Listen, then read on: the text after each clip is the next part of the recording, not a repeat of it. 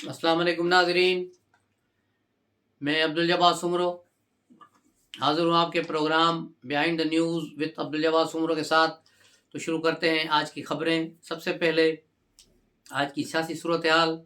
इंतखाबात में आपने देखा होगा कल आखिरी तारीख थी फार्म जमा कराने की। बहुत से नए चेहरे आ गए हैं, ख़ासतौर पे पीटीआई में।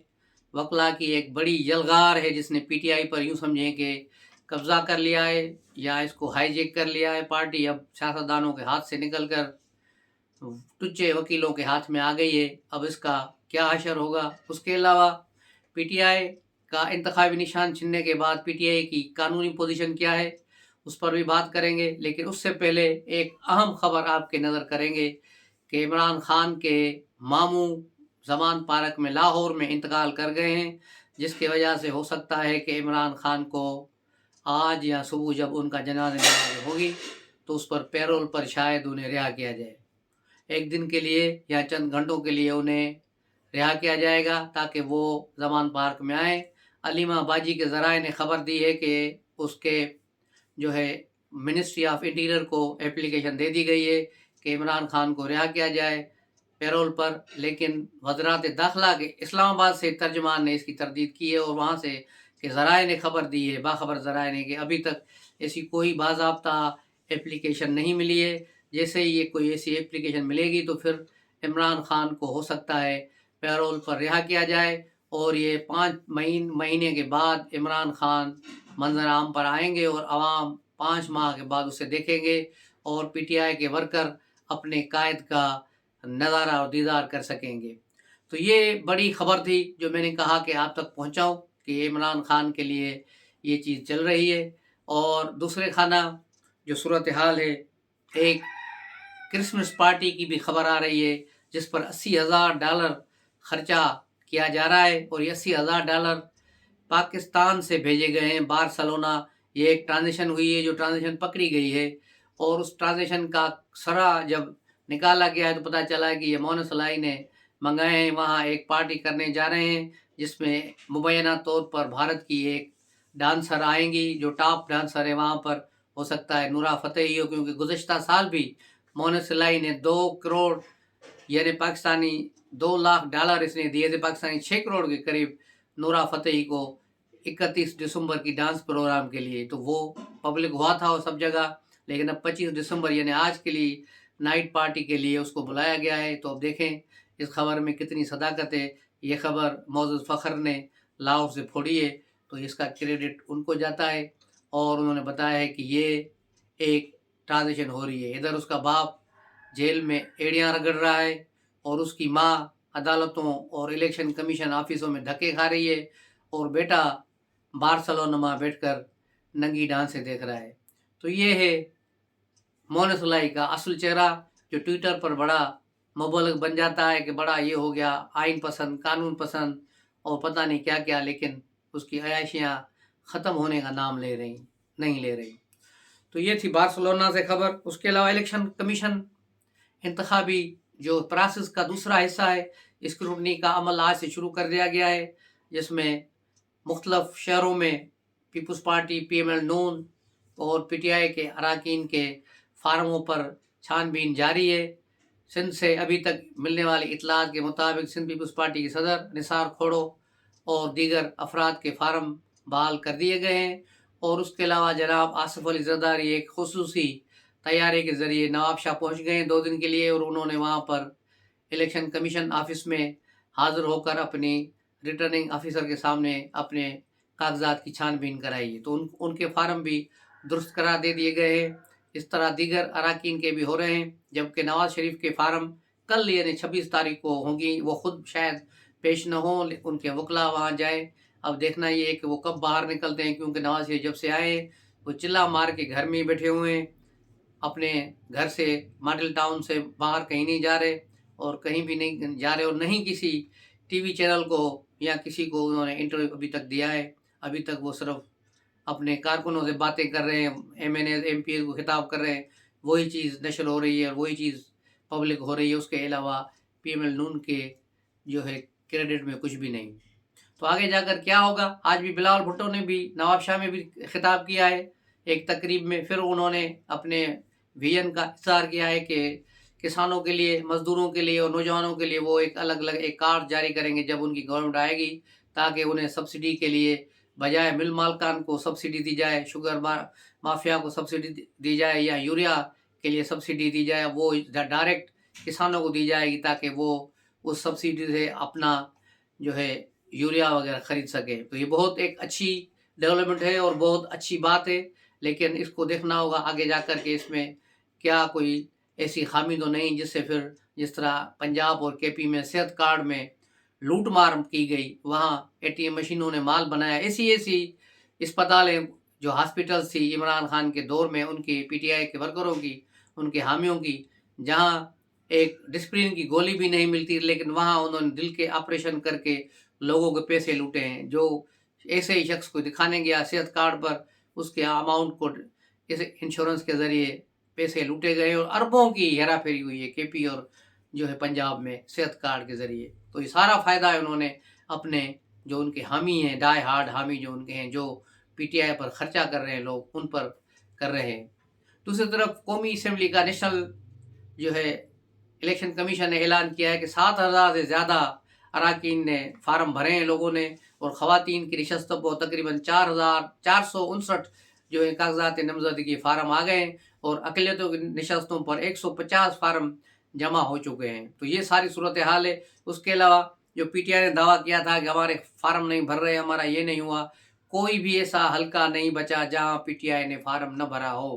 لیکن وہ الگ بات ہے کہ ان کے امیدوار تگڑے نہیں ہیں، امیدوار کوئی وہاں کا وکیل ہے، کوئی کیا ہے، کن جگہوں پر تیسرے چوتھے نمبر ٹیئر کے جو ہے لیڈر کو وہاں مل گئی ہے، اور بہت سے جو ہیں لوگوں نے فارم بھرے ہیں۔ اس میں اشتہاری بھی ہیں، جن کے شناختی کارڈ بلاک بھی ہیں وہ بھی ہیں، جن پر 9 مئی کے کیسز ہیں وہ لوگ بھی ہیں، جو چھپے ہوئے تھے وہ بھی ہیں۔ ظاہر ہے اب اسکروٹی میں وہ سامنے نہیں آئیں گے تو ان کے فارم رد ہو جائیں گے، جس طرح حماد اظہر ہو گیا، اپنا عمر ایوب ہو گیا، اور بڑے بالوں والا گنڈا پور وہ تھا، یہ سارے لوگ جو ہیں ان کے فارم رد ہو جائیں گے کیونکہ یہ سامنے نہیں ہے۔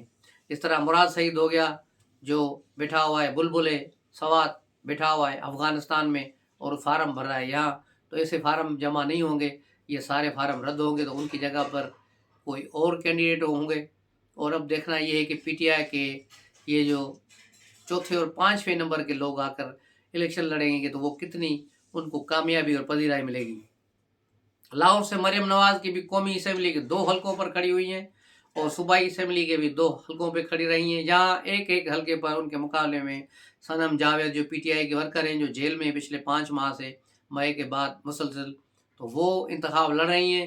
ان کے والد مسلسل فارم بھرنے کے تگ و دو میں لگے ہوئے تھے، لیکن ابھی سنا ہے ان کا فارم جمع ہو گیا ہے، تو مریم نواز کے لیے بھی خطرے کی گھنٹی ہے، اور لاہور سے نواز شریف کے لیے بھی خطرے کی گھنٹی ہے کہ ان کے مقابلے میں بھی ایک قیدی خاتون ڈاکٹر یاسمین راشد انتخاب لڑ رہی ہیں اسی حلقے سے۔ وہ پہلے بھی انتخاب لڑتی رہی ہیں ڈاکٹر یاسمین راشد، لیکن وہ نواز شریف سے نہیں جیتی، نہیں بیگم کلثوم نواز کے مقابلے میں بھی کھڑی ہوئی تھیں تب بھی وہ نہیں جیتی تھیں، لیکن اس بار صورتحال تھوڑی مختلف ہے۔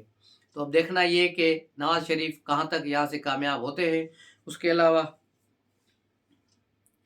الیکشن کمیشن نے سیاسی جماعتوں کی جو لسٹ دوبارہ جاری کی ہے، 195 تقریباً سیاسی جماعتیں ہیں، اس میں پی ٹی آئی کا بھی نام شامل ہے، تاہم پی ٹی آئی کا چیئرمین کا نام ہٹا دیا گیا ہے عمران خان کا، اور بلے کا نشان چھننے کے بعد جو پی ٹی آئی کو مشکلات ہیں ان میں سب سے بڑی مشکلات یہ ہے کہ کل خواتین کی نشستوں کی جو لسٹیں جمع کی گئی ہیں اس میں پی ٹی آئی کی لسٹ نہیں لی گئی، کیونکہ اس کو رجسٹرڈ جماعت اب نہیں رہی، تو اس کی بڑا نقصان ہو گیا ہے پی ٹی آئی کا، کہ پی ٹی آئی کے خواتین ایم این ایز اور ایم پی ایز کی جو لسٹیں بننی تھی وہ رہ گئی ہیں، اور خواتین کی یہ بڑی پی ٹی آئی کی خواتین کی محرومی ہے۔ اس کے علاوہ اقلیتوں کی لسٹ میں بھی پی ٹی آئی کا کوئی نام شامل نہیں ہے، تو اقلیتی بھی اب مایوس ہو گئے ہیں کہ ان کا بھی نام نہیں آ رہا ہے۔ دوسری طرف پی ٹی آئی کو اگر کوئی انتخابی نشان نہیں ملا تو پھر اس کے سارے کینڈیڈیٹ جو ہیں آزاد تصور ہوں گے، اور الیکشن جیتنے کے بعد اگر یہ 50-60 نشستیں بھی جیت گئے قومی اسمبلی کی، تو پھر کیا گارنٹی ہے کہ وہ لوگ پی ٹی آئی کے ساتھ رہیں گے؟ الیکشن جیتنے کے بعد پی ایم ایل نون یا کسی اور جگہ نہیں چلے جائیں گے، یا اپنا ایک الگ گروپ بنا کر اس وقت کی جو بھی حکمراں جماعت بنے گی اس کے ساتھ الائنس کر لیں گے، تو عمران خان ان کا کیا کر لے گا؟ تو یہاں دیکھا جائے کہ فارم تو جمع ہو گئے، لیکن اس کے بعد کی جو صورتحال ہے اس میں دیکھا جاتا ہے کہ عمران خان کو جیت کر بھی یوں سمجھو ہار گئے ہیں۔ عمران خان کے لیے بہت بڑی مشکلات ہیں، اور ان کے سیاسی بلنڈر ہے عمران خان کا جو انہوں نے کیا ہے۔ ان کو آخری موقع دیا گیا تھا لاسٹ ٹائم پہ، جب شاہ محمود قریشی کو اڈیالہ جیل سے رہا کیا گیا تھا، اس وقت بھی یہی پروپوزل دیا گیا تھا کہ عمران خان سائڈ پر بیٹھ جائے، پارٹی شاہ محمود قریشی کو دے دیں۔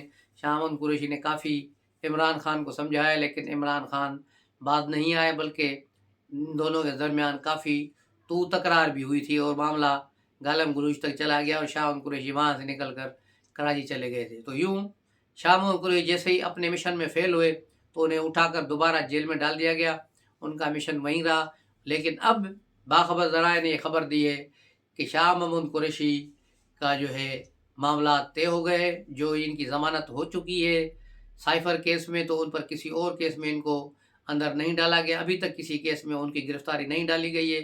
تو کل یعنی منگل کے روز جب سپریم کورٹ سے روح بکار جاری ہوگا تو شاہ محمود قریشی کی رہائی کے امکانات قوی ہیں، اور وہ آ کر باہر، جو کیونکہ سینئر وائس چیئرمین ہیں تو پی ٹی آئی کا کنٹرول سنبھالیں گے، لیکن کیسے ممکن ہے، کیونکہ باہر پی ٹی آئی میں کئی گروپ بن چکے ہیں، علیمہ باجی اور گور خان کا گروپ، بشرا بی بی اور سردار لطیف کھوسے کا گروپ، اور وہ مروت جو ہے اپنے طور پہ کھیل رہا ہے، اور بہت سارے لوگ ہیں جو اپنے اپنے حلقے یا اپنے اپنے گروپ بنا کر بیٹھے ہیں۔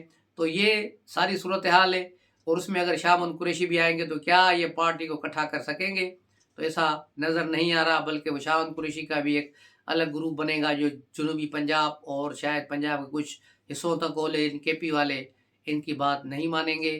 تو یہ ایک بڑا گھڑ مچ گیا ہے یہاں پر، اور پی ٹی آئی آئندہ دنوں میں اس سیاسی منظرنامے سے ہمیں غائب نظر آئے گی۔ اس کے علاوہ بلے کے نشان پر بھی جھگڑا شروع ہو گیا ہے۔ اب استحکام پارٹی چاہتی ہے کہ بلا اس کو مل جائے، اور پرویز خٹک کی جماعت کہہ رہی ہے کہ بلا مجھے ملے، کیونکہ میرا نام ہی تحریک انصاف پارلیمنٹرین ہے۔ اب دیکھنا یہ ہے کہ کل منگل کے روز یہ بلا کہاں جاتا ہے، یا کسی کو بھی نہیں ملتا، یا پھر کسی ایک جماعت کو الاٹ ہو جاتا ہے۔ تو یہ ساری صورتحال دیکھنے سے تعلق رکھتی ہے۔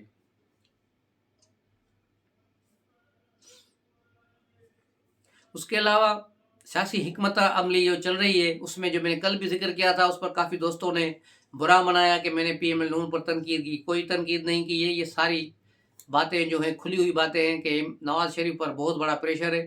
نواز شریف اس وقت سخت پریشر کے اندر ہیں، بلکہ انہوں نے تو لانے والوں کو دھمکی بھی دی کہ اگر ایسی صورتحال ہے تو میں واپس چلا جاؤں گا، کیونکہ ان سے مانگا جا رہا ہے کہ وہ زیادہ سے زیادہ سیٹیں جو ہے آئی پی پی کو دے، جو انہوں نے لندن میں بیٹھ کر وعدہ کیا تھا۔ لیکن اس وقت دیکھنا، دور سے بیٹھ کر دیکھنا دور الگ بات تھی، لیکن جب نواز شریف گراؤنڈ میں اترے ہیں تو گراؤنڈ ریئلٹی کچھ اور ہے۔ یہاں ان کو جو سامنا ہے، اپنے پارٹی کا بھی ان پر پریشر ہے کہ یہ سیٹیں ہمارے ان لوگوں کو ملنی چاہیے جو وہاں سے حقدار ہیں، جو نواز شریف کی غیر موجودگی میں جنگ لڑتے رہیں، نہ عمران خان کے دور میں تکلیفیں اور صعوبتیں برداشت کرتے رہیں۔ لیکن کسی اور کا پریشر ہے کہ نہیں، آئی پی پی کو بھی زیادہ نشستیں ملے۔